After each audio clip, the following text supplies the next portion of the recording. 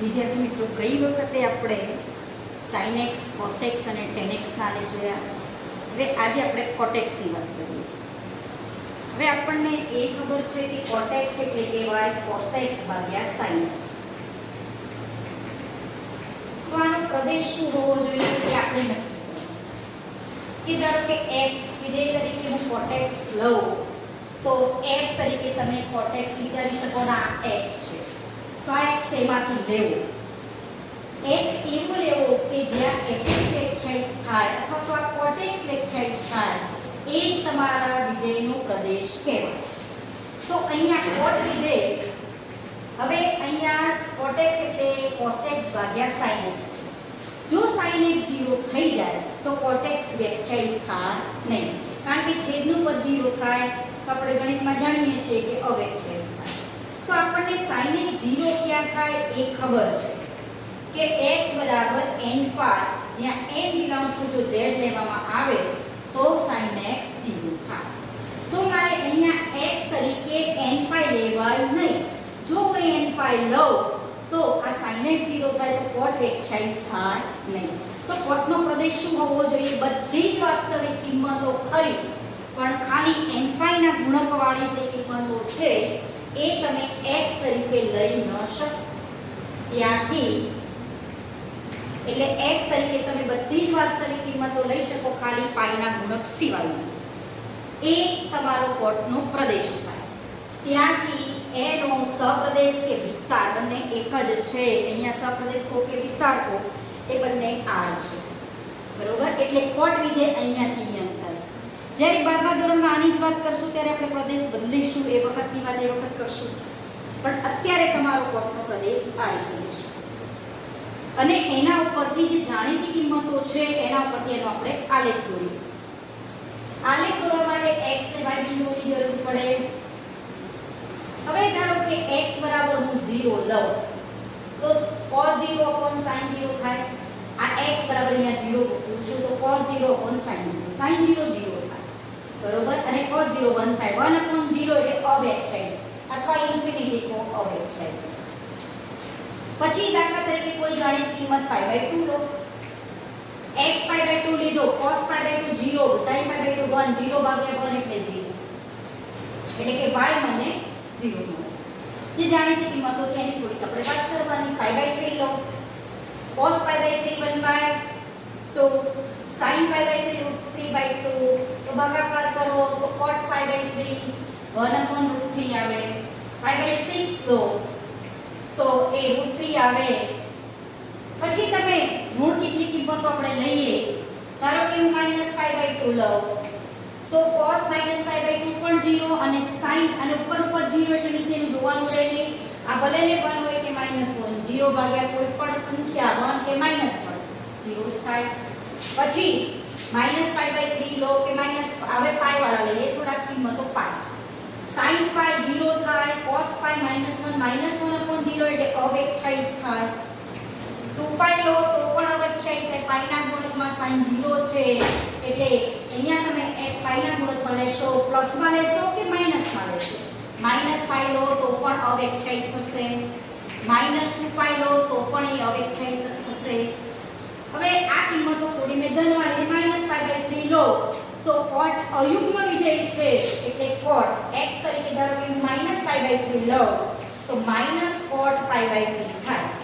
cot π/3 ની કિંમત આપણને ખબર છે 1/√3, તો -π/3 ની કિંમત -1/√3 થાય, જે પ્લસમાં છે માઈનસમાં આવશે. -π/6 -√3 થાય. થોડીક આપણે કિંમતો અહીંયા લીધી છે. પછી π/2 ના ગુણકમાં વાત કરીએ તો cos 0 થાય અને આની કિંમત +1 યા -1 થશે નીચે. તો ઉપર પદ 0 આવે, અંશમાં નીચે +1 હોય કે -1 ભાગાકાર 0 થાય. તો આપણે π/2 ના ગુણકની થોડીક વાત કરી લઈએ. 3π/2 લો x તરીકે તો cos 3π/2 0 અને sin 3π/2 તમારો -1 છે તે 0 ભાગ્યા -1 એટલે પણ 0. થોડીક મેં બિંદુઓ લીધા છે અને એનો આપણે આલેખ દોરીએ. જરૂર પડશે તો બીજા આપણે લઈશું બિંદુ. હવે આ એનો વિસ્તાર હંમેશા યાદ રાખવાનો. cot નો વિસ્તાર કયો છે? આ. અને પ્રદેશ આપણે આવીશું x અક્ષ, y અક્ષ હવે એનો વિસ્તારના ઘટકો હંમેશા y અક્ષ પર આવે. તો એનો r વિસ્તાર છે એટલે અહીંયા તમે ઘણા બિંદુઓ મૂકી શકો. 1 સપોઝ મેં મૂક્યો 1, એક π/4 બિંદુ લખી દે કારણ કે cos π/4 ની કિંમત 1 છે એટલે આપણને બિંદુ મૂકતા થોડીક સરળતા રહે. π/4 એટલે cos π/4 ભાગ્યા sin π/4 એટલે 1, માઈનસ π/4 લો તો એ -1 થશે. બરોબર. હવે અહીંયા વિસ્તાર એનો r છે કે અહીંયા 1 લઈ શકો, 2 3 4 અસંખ્ય બિંદુઓ લઈ શકો. -1 થોડાક મેં લીધા છે. પછી અહીંયા આપણે π/2 લઈ લઈએ. આપા 3π/2 2π π/2 ના ગળે લેવાનું. π/2 વત્તા π/2 કરો 0 વત્તા π/2 π/2. અહીંયા આમાં π/2 ઉમેરો, આમાં π/2 ઉમેરો, આમાં π/2 ઉમેરે અને અહીંયા થોડાક વાત કરીએ થોડા આગળ પણ તમે ઘણા બિંદુઓ લઈ શકો. અહીંયા એ જ બિંદુ નેગેટિવમાં લેવાના.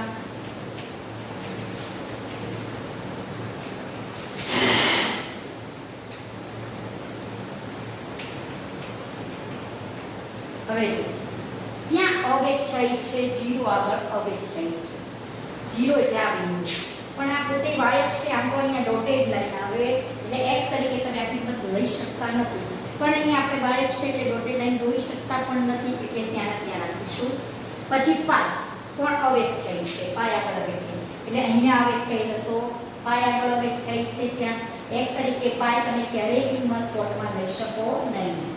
એટલે ત્યાં ડોટેડ લાઈન બનાવી દેવાની કારણ કે x ની કિંમત તમારે લેવાની થશે નહીં. 2π આગળ પણ અવ્યખ્યાયિત છે. ત્યાં પણ આપણે ડોટેડ લાઈન બનાવી દઈએ. 3π આગળ પણ અવ્યખ્યાયિત છે. ત્યાં પણ ડોટેડ લાઈન બનાવી દઈએ. અને -π/2 -π આગળ પણ અવ્યખ્યાયિત છે. π ના ગુણકમાં બધે અવ્યખ્યાયિત છે. -2π આગળ પણ અવ્યખ્યાયિત થશે. એ જ રીતે -3π આગળ પણ અવ્યખ્યાયિત થશે. પહેલા આટલું દોરી દેવાનું. જ્યાં અવ્યખ્યાયિત હોય ત્યાં આ રીતે, કારણ કે આ x તમે કિંમતો તરીકે લઈ શકશો નહીં. હવે જે જાણીએ છીએ કિંમતો આપણે મૂકીએ. π/2 0 બિંદુ, x આમ π/2 y આમ 0 એટલે ત્યાં બિંદુ મુકાશે. એક ગ્રાફનો ધારો 0 થી π નો થોડોક આઈડિયા લેવાનો, પછી બીજા સેટ એમના એમ દોરી દેવાનો. 3π/2 આગળ પણ 0 થાય છે. π/2 ના ગુણકમાં બધે 0 થશે એટલે આ પણ 0.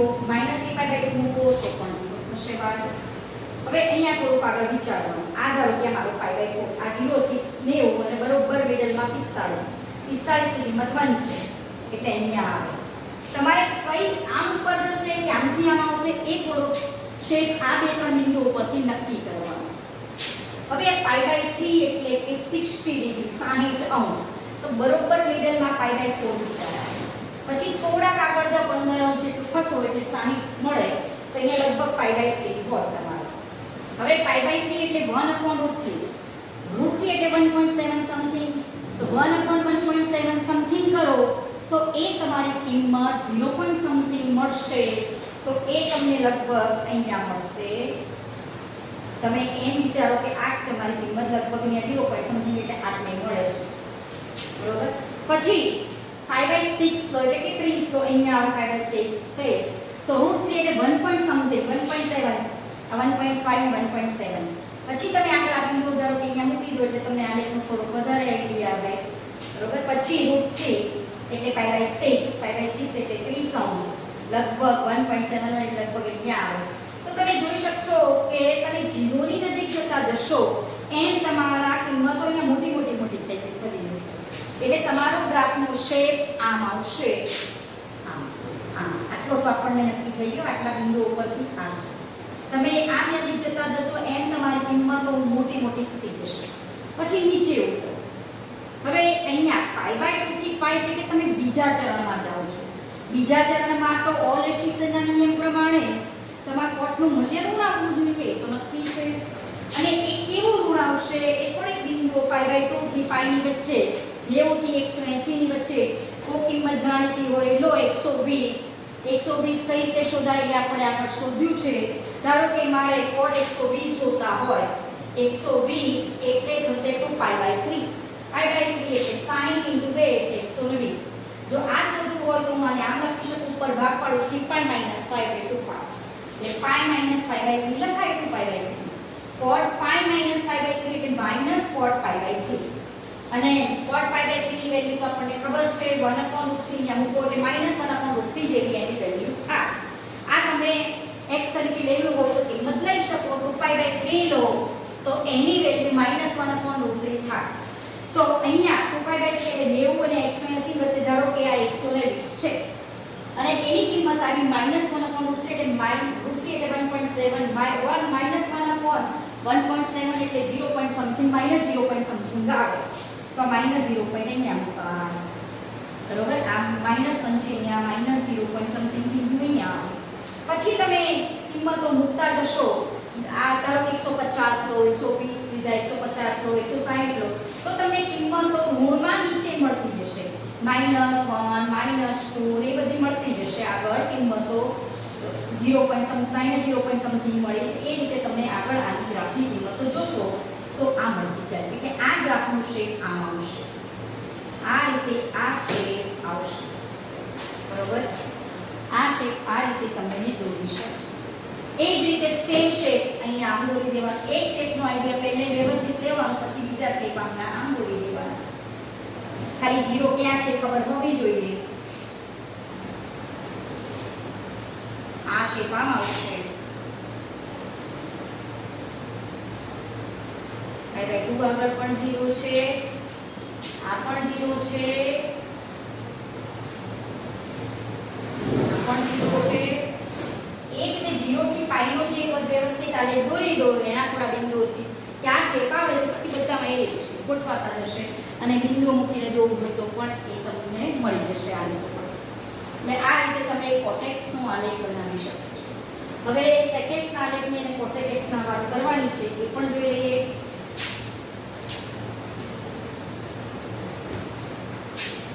પછી જોઈએ સેકેક્સ નો આલેખ. સેકેક્સ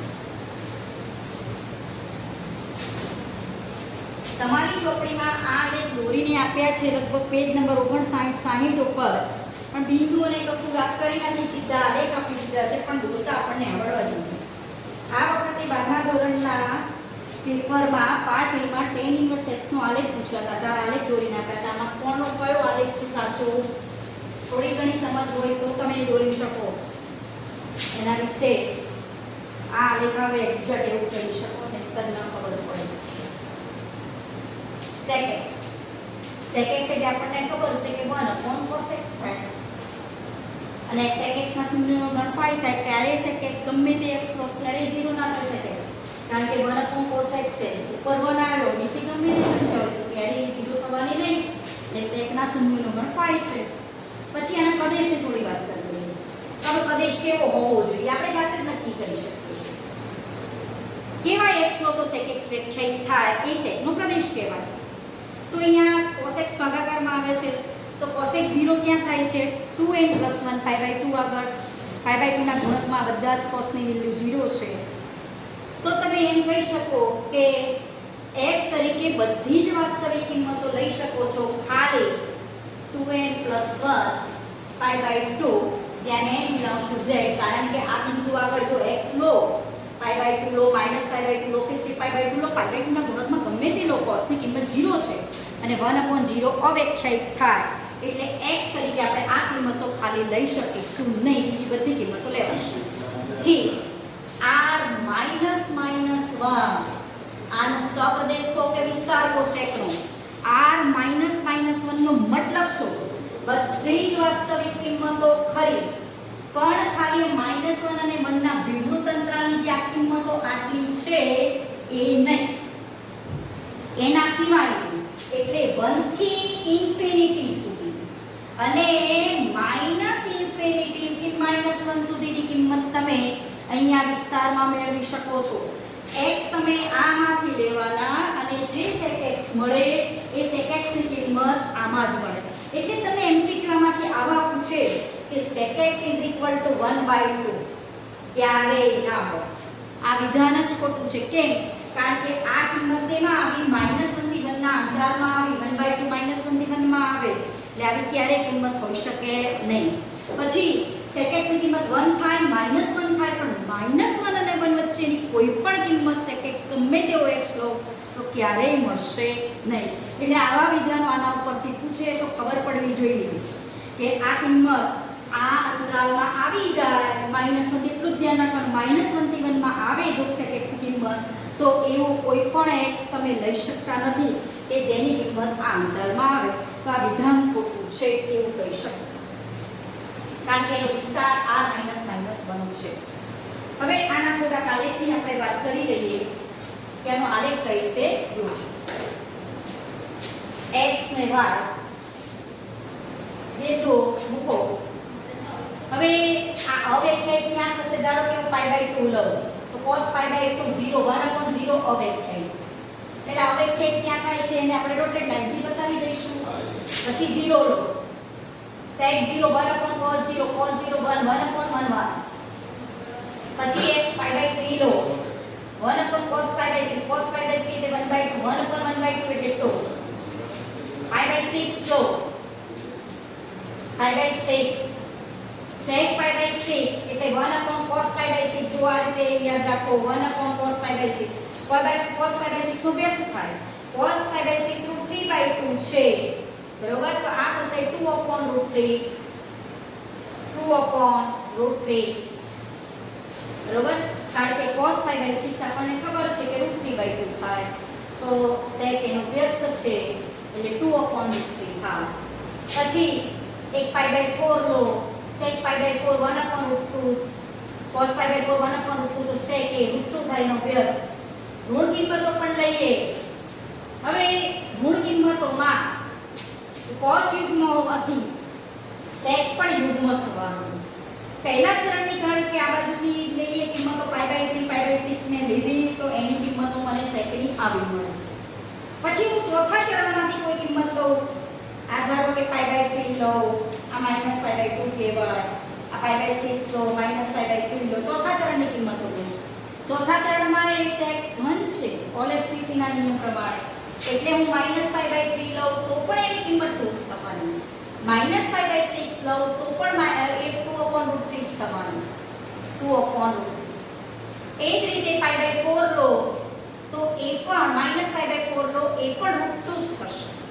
એટલે પહેલા અને ચોથા ચરણની જો x ની કિંમત લેશો તે બંને ધન થશે, કારણ કે કોલેસ્ટ્રીસી ના નિયમ પ્રમાણે sec અને cos પહેલા અને ચોથામાં ધન છે. એટલે આ કિંમતો થોડી ધારણ કરશે.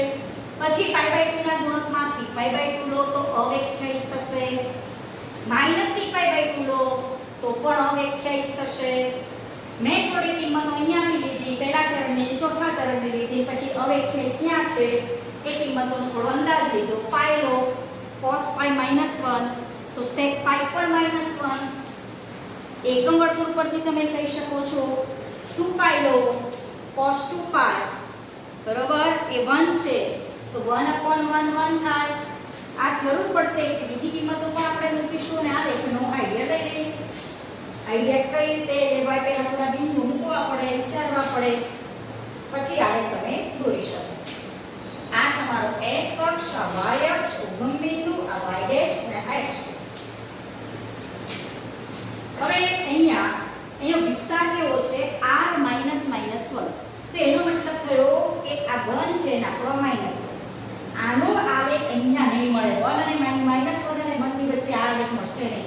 એનો મતલબ કે એની શરૂઆત ઉપરથી થશે આલેખ. આ ધારો કે આપણે મૂકીએ π/2, આ π, આ 3π/2, આ 2π, 5π/2 અને આ 3π.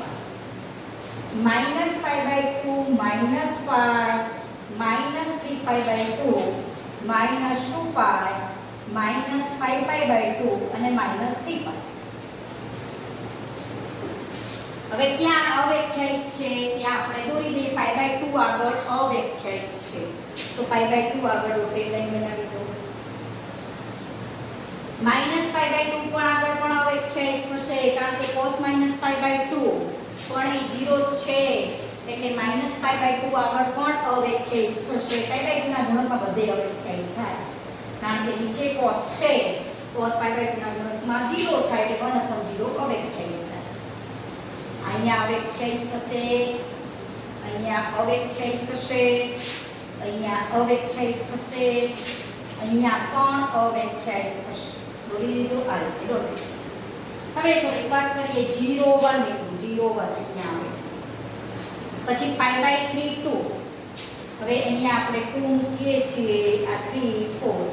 pi by 3 એટલે લગભગ 60 અંશ કહેવાય ને 2 કિંમત. pi by 3 એટલે pi by 4 બરોબર મિડલમાં આવે. આ pi by 3 એટલે 60 એ આગળ 2.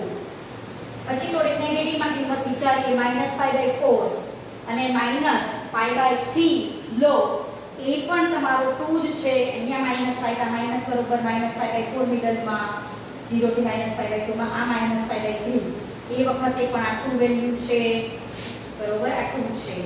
પછી અહીંયા પણ આગળ જતા જશો, અહીંયા 60 થી 90 ની આગળ જતા જશો તો કિંમત તમને મોટી મળતી જશે અને એનો આલેખ તમારો આવો આવશે બરોબર, એનો ગ્રાફ આ રીતે આવશે. પછી pi by 2 થી pi by 2 માં થોડી કિંમતો વિચારીએ તો અહીંયા pi by 2 થી pi એટલે બીજું ચરણ ને pi થી pi by 2 એટલે ત્રીજું ચરણ.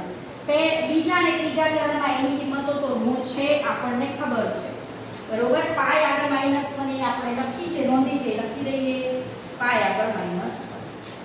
હવે pi by 2 એટલે કે 90 થી 180 વચ્ચે કોઈ જાણીતી કિંમત લો કે 120 નો 90 થી 180 વચ્ચે sec 2 pi by 3 એટલે sec pi minus pi by 3 લખાય. sec pi by 3 minus sec pi by 3 કહેવાય. cos pi by 3 એટલે 1 by 2 તો આ -2 થાય. તો 2 pi by 3 આગળ એની વેલ્યુ -2 થાય. -2 બરોબર, એ કિંમત આપણે મૂકી દઈએ. 2 pi by 3 એટલે 90 થી 180 ની વચ્ચે ધારો કે 120 છે એની કિંમત -2 છે. -2 એટલે લગભગ અહીંયા આવશે. એ જ રીતે 180 થી 270 ની વચ્ચે ગમે તે કિંમત તમને અનુકૂળ આવે એ તમે ધારીને લઈ શકો છો.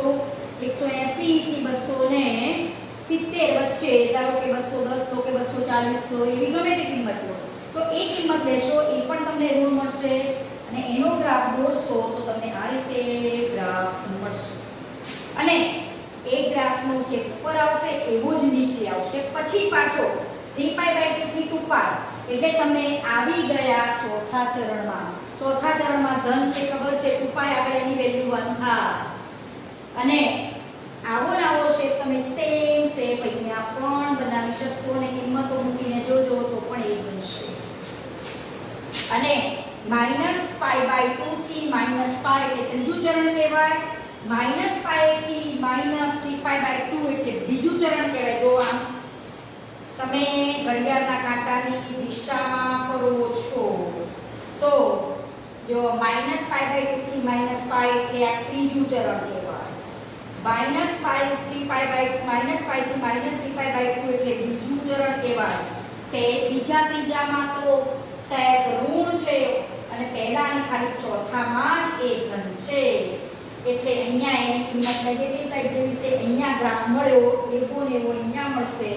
-pi આગળ પણ એની કિંમત તમારી pi આગળ -1 થાય તો -pi આગળ પણ -1 જ થવાની. -pi આગળ એની કિંમત અહીંયા -1 થશે અને એનો શેપ સેમ રિપીટ થશે જે આ દોર્યું છે એમ જ. પછી આ ગ્રાફ જોઈએ તો -2 pi આગળ cos ની વેલ્યુ 1 છે એટલે અહીંયા આ ગ્રાફ તમારો આમ આવશે. એટલે આ તમારો થયો sec x નો આલેખ આ રીતે દોરી શકશો બરોબર. હવે આવી જ રીતે આપણે cosec x નો આલેખ પણ દોરી શકીએ છીએ. હવે cosec માં તમારે ખાલી અહીંયા શું કરવાનું રહેશે, cosec એટલે 1/sin. cosec એટલે 1/sin. હવે cosec નો જો વિસ્તાર પ્રદેશ માટે નક્કી કરવો હોય તો sin જ્યાં 0 થાય ત્યાં cosec વ્યાખ્યાયિત ન થાય.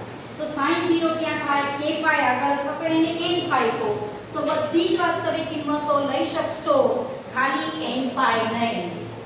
n pi જ્યાં n બિલોંગ્સ ટુ z એનો વિસ્તાર પણ r - -1 થી બનશે. હવે એના જોડે કિંમતો મૂકી એનો ગ્રાફનો શેપ પણ આવો જ છે પણ બિંદુઓ સ્થાન બદલાશે એ આપણે જોઈ લઈએ. cosec x નો આલેખ દોરીએ.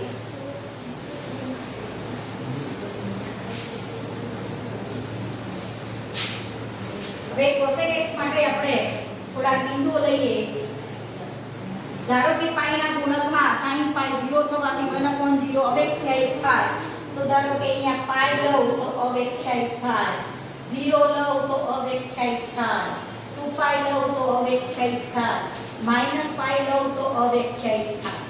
બરોબર, પાઈના ગુણકમાં બધી અવ્યાખ્યાયિત થશે, માઈનસ 2 પાઈ પણ અવ્યાખ્યાયિત થાય. ઓકે, હવે આગળ થોડી કિંમતો વિચારીએ. પાઈ બાય 2 લો, sin પાઈ બાય 2 1, 1 ભાગે 1 એટલે 1, માઈનસ પાઈ બાય 2 લો, sin minus pi by 2 minus 1, 1 upon minus 1 એટલે માઈનસ 1. પછી તમે થોડી કિંમતો જાણીતી લો, pi by 6, sin pi by 6 એક દુત્યાંશ ઉપર જાય એટલે કે 2, પાઈ બાય 3 લો તો √3 બાય 2 તો 2 upon √3 આ થશે. આપણે થોડી કિંમતો લીધી અને જરૂર પડશે તો બીજી કિંમતો ગ્રાફ ઉપરથી જોઈશે તો આપણે મૂકીશું. કોસેક નો આલેખ પણ આપણે દોરી શકીએ અને એમાં પણ સેમ સેકની જેમ જ એનો વિસ્તાર પણ r માઈનસ થી બનશે. 0 આ y અક્ષ, આ x, x ડેશ, આ y dash, pi by 2 pi, 3 pi by 2 2 pi, minus 5 pi by 2 અને 3 પાઈ. એ રીતે નેગેટિવ બિંદુ minus pi by 2 minus pi, minus 3 pi by 2 minus 2 pi, minus 5 pi by 2 minus 3 pi. અને અહીંયા બિંદુ 1 2 3 minus 1 minus 2 minus 3. આ graph minus 1 અને 1 ની વચ્ચે ક્યારેય મળશે નહીં કારણ કે આ વિસ્તારમાં જ ઘટકો નથી. હવે અહીંયા થોડા બિંદુઓ મૂકીને જોઈ લઈએ. 0 આગળ અવ્યાખ્યાયિત છે એટલે 0 આગળ તે y અક્ષ છે એટલે આપણે ડોટેડ લાઈન દોરી નથી શકતા. પાઈ આગળ અવ્યાખ્યાયિત છે, પાઈ આગળ અવ્યાખ્યાયિત છે એટલે મેં ડોટેડ લાઈન બનાવી દીધી. 2 પાઈ આગળ પણ અવ્યાખ્યાયિત છે ત્યાં પણ ડોટેડ લાઈન બનાવી દો. 3 પાઈ આગળ પણ અવ્યાખ્યાયિત છે ત્યાં પણ ડોટેડ લાઈન બનાવી દો.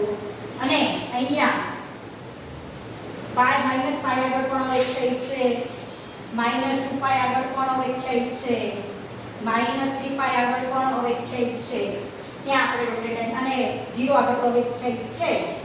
બરોબર, હવે કિંમતો થોડી મૂકી દઈએ. પાઈ બાય 2 આગળ 1, પછી આ બાજુની 0 થી પાઈ બાય 2 ની થોડી કિંમતો વિચારી લો. તો આપણે વિચારીએ નીચે પાઈ બાય 6 એટલે 30, 30 એટલે 2 મળે છે, 30 એટલે 0 અને પાઈ બાય 4 બરોબર મિડલમાં. તો આ બાજુ લગભગ 30 આવે, એની કિંમત 2 છે. પછી પાઈ બાય 2 થી પાઈ માં જાઓ એટલે કે તમે બીજા ચરણમાં કિંમતો લો. 90 થી 180 ની વચ્ચે 120 કો કિંમત લો તો આપણે cosec 120 ની કિંમત શોધી કાઢીએ. cosec 120 પાઈ બાય 3 એટલે 60 ગુણ્યા 2 એટલે 120. તો આ થશે cosec pi minus pi by 3 એટલે minus plus cosec pi by 3. કેમ? કારણ કે પાઈ માઈનસ પાઈ ગુણોત્તર વિધેય તેનું તે પાઈ માઈનસ ચરણાનું બીજું, sin ને cosec બીજા ચરણમાં ધન, એટલે cosec પાઈ બાય 3 ની જે કિંમત આવશે એ તમને અહીંયા મળશે √3/2. કારણ કે અહીંયા sin pi 2/√3, sin pi by 3 √3/2, આ 2/√3 cosec છે 2/√3, 2/1 point something એટલે એ 1 point something કિંમત આવશે. તો અહીંયા એ કિંમત આવશે લગભગ આટલી. અહીંયા તો પાઈ બાય 3 વિચારો તો એ કિંમત લગભગ આટલી આવે. તો આનો શેપ લો તો તમને આ શેપમાં તમને આલેખ મળશે.